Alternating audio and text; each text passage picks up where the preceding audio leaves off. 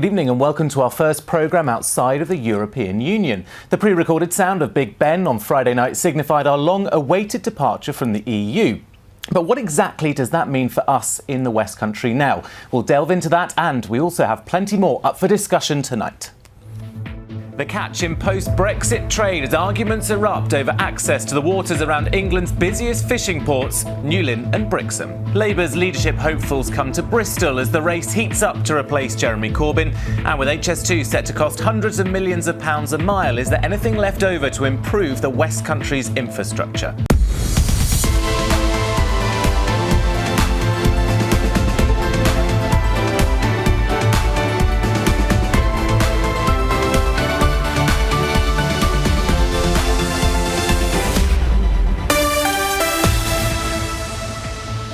And joining me in the studio for tonight's West Country debate, we have the Bristol East MP, Labour's Kerry McCarthy, alongside her the Cornish Liberal Democrat peer Baroness Judith Jolly, and finally the new Conservative MP for East Devon, Simon Jupp. Good evening to you all.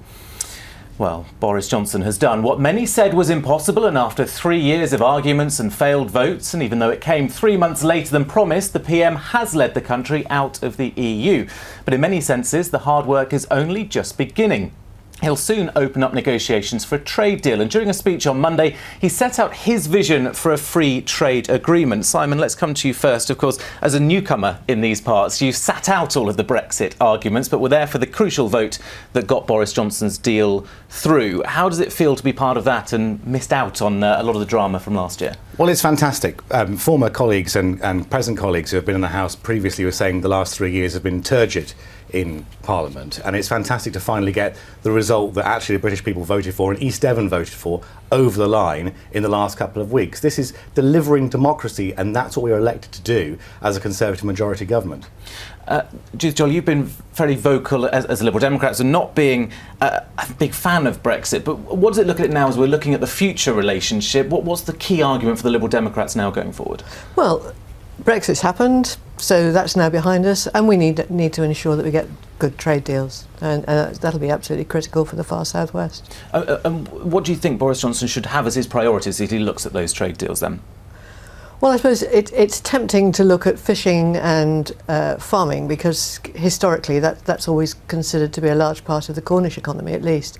But in fact, it's relatively small in the larger towns like Camborne, Bodmin, places like that. Those issues really don't resonate with individuals.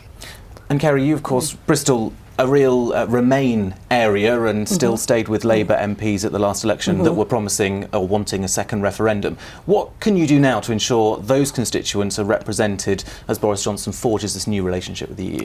Well, I think that my constituents would still want the closest possible relationship with the EU. There's this whole question about regulatory divergence and quite what the freedom to go it alone means. And often if you want to diverge from the EU standards, that doesn't mean you want to go higher. That means you want the permission to go lower. So that's a real concern. And so that's the sort of thing I'll be fighting for, is actually looking in the trade deals to make sure there are non-regression clauses so we don't go backwards on some of those protections. Now, I've already mentioned fishing. Let's just hear from the EU's chief negotiator, who has his own opinion on what should happen to our fishing waters. Our free trade agreement must include an agreement on fisheries. This agreement should provide for continued reciprocal access to markets and to waters with stable quota shares. Now, Simon Jupp, that's opposite to what Boris Johnson says. He says he wants control of the waters and to decide who can come into them. Who do you trust, Boris Johnson or Michel Barnier on this? Well, I trust Boris Johnson to get a good deal for our fishermen. We stood on a platform which said that we'd get a fair deal for fishermen. Obviously, I know that Devon fishing industry in Devon is incredibly important, and that negotiation hasn't just started this week. It's been ongoing for quite some time, so I'm confident. But if you look at the maths here, the fishing is worth less than 1% of the overall UK economy. There are other sectors like like the automotive sector, for example, that bring in a lot more cash. It must be tempting for your government to trade away access to our waters if that's going to give a better deal for other industries. I'm confident that fishing won't be a bargaining chip as we prepare to fully leave the European Union as part of the transition period. I'm confident that Boris Johnson will deliver on the promises he's made to the British people and make sure that, you know, our industry in Devon is protected. Judith Jolly, this could be big for fishing, couldn't it? Brexit could be brilliant for the industry. It could be. I'm not sure that I absolutely share your confidence. Surprise me. Well, you know, but we'll wait and see. Boris Johnson last week was talking about an Australia-style deal. Well, Australia doesn't have a deal with the EU at the moment, so quite what would that look like? Because it doesn't exist, so there's nothing to compare it with. You know, I think we need to see a bit more detail on some of these decisions and negotiations. A lot of talk this week, Kerry McCarthy, about detail. Luke Pollard, the Shadow Environment Secretary, wanting detail on the fishing discussions that will go on. We're not going to get much detail. How does Labour try and get this detail out? Because a negotiation will tend to happen behind closed doors. Well, one of the things that we were asking for when the trade bill was going through the Commons, was it last year, year before, was more scrutiny, more involvement of Parliament. So rather than just rubber stamping a trade deal at the end of it, you would actually have some sort of say during it. But I have to say on fishing, there's no area of Brexit in which so much nonsense is spoken. The EU did decide what quotas were, but we had freedom to divvy up that quota when we were part of the EU, and we chose to give the big Spanish fishing boats the right to come into our waters rather than the small fishermen that you would see in places in Cornwall and Devon. We didn't have to do that. It was for historical reasons we chose to do that. So I think this argument that we've now got all this freedom over fish, we actually could have done a lot more when we were in the EU. There is a huge amount of hope, Simon Jupp, in the fishing communities. A lot of people who work in the industry did vote to leave the European Union. Is there a worry in the back of your mind, or maybe the front of your mind, that actually it sounds great what can happen to fishing, but it's never going to be as easy as simply we take full charge of our waters? This is a real opportunity for our fishermen. It's a real opportunity for that industry. You mentioned how small it is in terms of the overall economic impact of this country. It's huge from my part of the world. This is an opportunity. We'll grasp it. We'll get a good deal. We'll make sure that fishing continues to thrive in places where it's currently operating really, really well. You've got people who are delivering and catching excellent produce, providing it to our shores, but equally there's an opportunity as well to increase the amount of fish we do eat in this country, because we send most of it abroad. There's actually more we could do to sell it in this country too. Now, you're the only party represented in here that has a leader or isn't looking for a new leader. The other two are. At the weekend in Bristol, we had the four candidates vying to replace Jeremy Corbyn, trying to win over party members. Of course, Brexit came up. Let's hear from the four of them about their views on our EU exit. Years of political failure and economic failure that led so many people to say we need change. And so it renewed my determination that we need to bring about fundamental change in this country and shift in power, in wealth and resources. So we need to look forward, leave Remain as a divide is over. And what we need to do now is start building a vision of what Britain looks like after Brexit. And we need to be positive about that. We cannot spend the next 4 years waiting to tell our constituents we told you so and we knew it was going to be this bad all along. We've got to protect them. We need to have a deal with the European Union, and we need to make sure that our biggest trading partner is kept close to us, and we also need to be close to them in terms of security and cultural reasons. I'm really concerned about the number of my constituents who don't even know they're going to be allowed to stay in the country. So let's learn from where we've been and think about where we're going. The future lies in investing in the skills of people in this country and attracting talent from around the world so that we can build the high-wage, high-skilled economy outside of the EU, but with our future very, very clearly pointing towards Europe. You were in the audience there, Kerry McCarthy. You're backing Sir Keir Starmer, we should say, but a strong sense from all of them that they want to have a close relationship with the European Union, despite all the months of arguing. Are you happy with all of their Brexit policies? Yeah, well, you know, we are where we are in terms of having actually now left the EU and been in the transition period. And I do think it's incredibly important that we have the closest possible relationship because, you know, there were so many benefits of being in the EU that I think need to be carried over, and particularly in terms of things like workers' rights, environmental protection. I've done a lot of work on things like the chemicals regime, and I've just had confirmation from a minister that we will try to emulate that as much as possible, which is a bit of a win for us. So entirely, that is where we need to go, and that's what certainly my constituents would be looking for. Of course, we've got, I think, a couple of days less than 2 months until we know which one of those four will win. Jeremy Corbyn announced he was leaving or stepping down in the middle of December. Yeah. Boris Johnson is starting trade deals. It's a horribly long time to not have a leader and not really have a policy on this massive issue, isn't it? It is. Well, I wouldn't say we don't have a policy, because we went into the election. But the direction could change now, though, couldn't it, with a new leader? And it's not ideal, but at the same time, I don't think you'd want to rush the decision, because party members want to have a say, they want to look at what's on offer, and there's processes to be followed. It does feel like it's been going on for a very long time already, and we've still got 2 months to go. But we do know that there's not going to be another election. That was one of the things with the last Parliament. There was always the possibility of an election around the corner. We do know that we've got a period in opposition, so I'm sure that once the new leader's in place, they'll hit the ground running. Of course, the Liberal Democrat one hasn't started yet, but we know Bath MP Vera Hobhouse is going to put her name forward. But two of the MEPs for the South West who lost their seats when we left the European Union on Friday were Liberal Democrats. And I caught up with one of them to see what the party's policy should be now on the EU. They've promised us the moon, so I think our job is to really hold them to account and to try and campaign for them to keep us in things like Erasmus and Euratom, so that our young people don't lose out from this. Now, Judith Jolly, you only have 11 MPs in the House of Commons. A lot of emotion amongst the Liberal Democrat MEPs in Brussels last week. How can you hold a government to account with so few elected representatives? Well, you can do it in the same way as we, the smallest party in the House of Lords, does it. You table questions, amendments, and you just have that debate. And the government is not very keen on amending anything, and even less to a Lib Dem. So, and occasionally we do actually get amendments through. So that's the best way we can do it. And then I think we have to be really careful, because as a party we were the only one that was totally pro-Remain, and I think we have to just move on from that and try to build the best relationship trade-wise with the EU.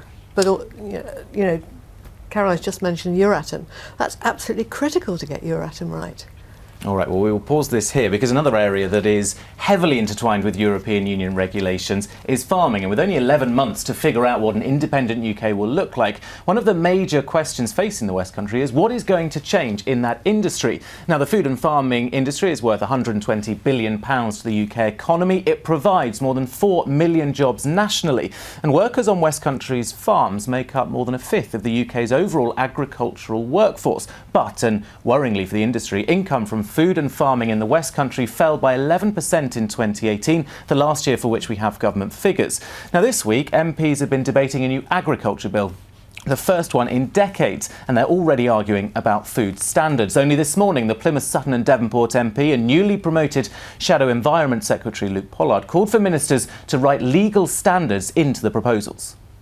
Unless it appears in the agriculture bill that there is a specific clause in there that guarantees that there will be no undercutting of British farmers by imported US agriculture, in particular produce grown to lower animal welfare and environmental standards, they simply won't believe the word that the Environment Secretary has to say. Those commitments are already in law, and the government will defend them in our trade negotiations. There is cross-party consensus in this House that we value our high standards. We will continue with these high standards. We will not compromise them in trade negotiations. All right, we heard from the Conservatives and Labour there. What's the Liberal Democrat point of view on this argument then? Because I think it's one that we're going to keep coming back to. Yes, I mean, those standards are really high. There's chlorinated chicken always comes to the fore. And it's nothing to do with keeping chickens clean. It's the state that chickens are kept in that require them to be chlorinated in the first place. So that just shouldn't be acceptable. We shouldn't change the standards for animal welfare. And Boris Johnson has stressed time and time again he doesn't want to do that. What difference would writing this into a bill make, do you think? There is, if something is written in a bill, then that actually is as far as you can go, and I think an awful lot of people would be very, very, very relieved if that were in legislation. So why not just do this then? Well, you don't want to tie people's hands in a negotiation, but equally we've been very clear as a government that we will protect those standards, keep those standards, and in places improve those standards as well, because the EU is not the benchmark for all quality standards across the world. We can actually do better, and we will do better, because we produce an awful lot of fantastic food in this country. We have some fantastic agricultural land across the southwest and the east of England and everywhere else, and so it's our job as parliamentarians to make sure those standards continue, but also the government is standing up for our farmers and making sure that those standards are kept up. Farmers are concerned, though, that they could be undercut by food coming in, whether it's chlorinated chicken, which the government has said it's not a big fan of, but even just cheaper produce coming in. This is a real worrying time for farmers at the moment. I don't accept that, actually. I think that actually we can do better by encouraging more people to buy local, but equally making sure the prices of that food is not going to harm people's pockets, because it can be quite expensive to buy organic all the time and things like that for people on average wages and everything else. So we need to make sure that local produce is more available to more people. We've got an awful lot of competition in supermarkets, for example, but also there's lots and lots of farm shops in Devon as well that provide excellent services, excellent produce at great prices. Kerry McCarthy, we've heard it time and time again this week in the House of Commons, the government is going to protect welfare standards and also food standards. Why can't you just trust them? Well, because they're Tories for a start. But this agriculture bill got to a certain stage in the last Parliament. I was on the Bill Committee and I tried to get commitment in law. And I've also been on both the select committees that have been quizzing the Secretaries of State and the Farming Minister over and over again. And you could only really get them to say no lowering of UK standards, but not to commit to no lowering of imported good standards, and farmers are really worried about it. The fact the NFU doesn't trust, the National Farmers Union doesn't trust the government on this, I think is sort of the benchmark as far as I'm concerned. Could we not trust consumers, though? If they know something's come from a British farm, it may have less standards if it's got a different country flag on it, for example, and they might pay a little bit more. One of the things Americans are calling for in the trade deal negotiations is not to have country of origin on the produce, because they want to be able to sort of pull the wool over consumers' eyes. And also when it comes to price, you can't really blame people for some people have the luxury of shopping around and going for the organic, pasture-fed, locally sourced meat. A lot of people, though, will go for the cheapest option, and we saw that, for example, with the horse meat scandal, where people were going for 99p lasagnas, and it's all very well to say, well, they ought to be, buying something that is of higher provenance, but it's difficult when there's so many people living in food poverty. And actually, if you're talking about lower food prices, as Simon just was, it'll be the farmers that then take the hit. So that's something else they've got to worry about. It won't be the supermarkets that take the hit from that. And farmers are really, really worried. I mean, I live slap bang in the middle of the countryside, and every time I bump into a farmer, they sort of say, "What are you doing up there?" There's such a lack of certainty about anything. We're going to have to get used to that, though, won't we? Because this is a negotiation for a set. We know there's a deadline, New Year's Eve. We are going to have to get used to a little bit of uncertainty, aren't we? If it's your livelihood, and if most of the upland farms in certainly East Cornwall and North Cornwall don't make an enormous amount of money, there are farmers who are absolutely desperate, and suicide rates are rising, and that shouldn't happen. Uncertainty is going to be a problem. We're hearing there from farmers in Cornwall, for example, telling Judith that they are very worried. This is going to be a difficult few months, year for your party, isn't it?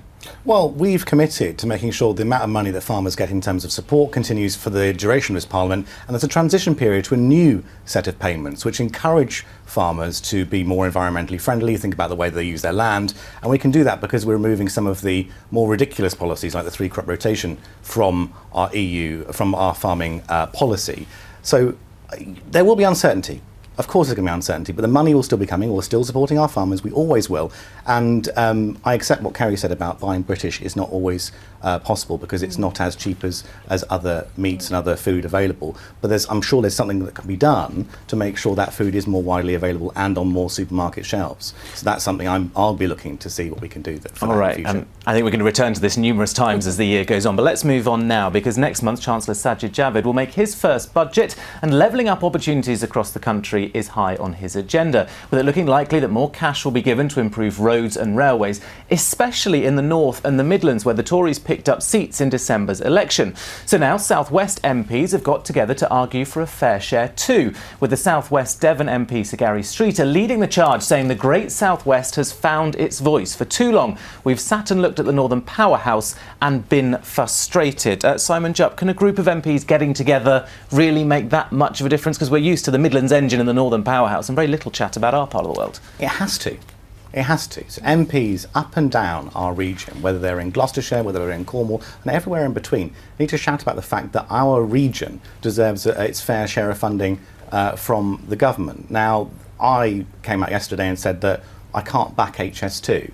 The reason I can't back HS2 is there's no point shaving off 20 minutes of a journey to the Midlands when sometimes you cannot get to the southwest, to where you live, in Cornwall, for example, because the Dawlish problem means that the weather completely, evaporates our train line. So who can forget 2014 with the rail dangling over? But also 2 weeks ago as well, when a wave literally smashed a window on a train and it really hurt someone.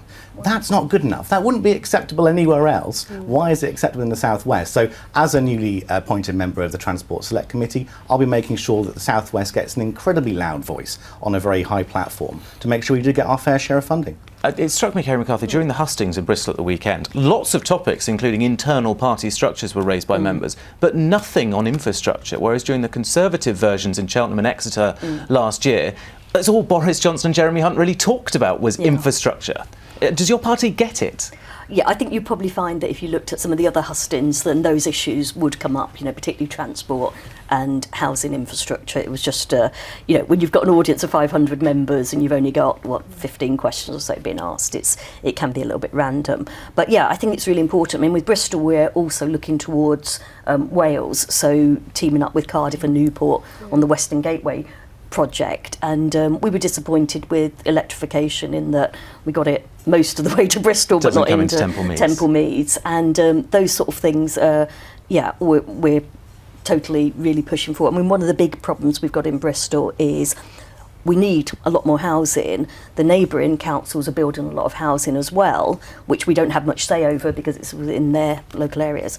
But if you've got several thousand more people using the roads, you've absolutely got to have the public transport to be able to cope with that. And these things cost money, Judith Jolly. Who should be making the decisions about what, where the investment comes in our part of the world, for example? Well, I guess local authorities will. So more power from. I think local authorities should certainly have a say. There's good news on the road front. I was talking to Highways Agency the other day, and the tunnel under Stonehenge is closer than it's ever been. The plan to dual the road between the M5 junction 25 down through to the A303. That's very much moving forward. Start to see changes soon. All right, we've run out of time. Thank you all very much for your time tonight, and thank you for watching. We are, of course, back next month. For now, though, good night.